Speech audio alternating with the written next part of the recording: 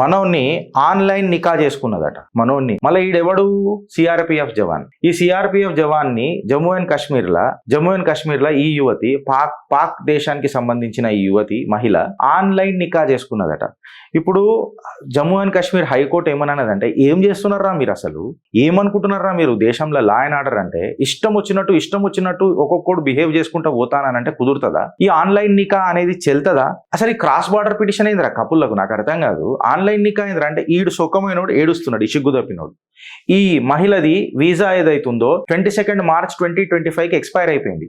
ఇది చెప్పుతో కొట్టాలా, దేంతో కొట్టాలి ఇప్పుడు చెప్పురు నాకు? మనకేమైనా సత్సంబంధాలు ఉన్నాయా పాక్తో? ఆడ 26 మందిని పొట్టన పెట్టుకొని పోతే ఈ నా కొడుకు పెళ్ళం పోతుందని ఏడుస్తున్నాడు. నాకు కనికరం లేదు, నాకు అస్సలు కనికరం లేదు, మానవత్వం అనేది అసలే లేదు నాకు. When it comes to my country, దేశం అననే ఒక టాపిక్ వచ్చినప్పుడు కనికరం అనేది ఉండొద్దు ఫ్రెండ్స్. ఉండాలా? మీరు కామెంట్ రూపంలో చెప్పురు నాకు.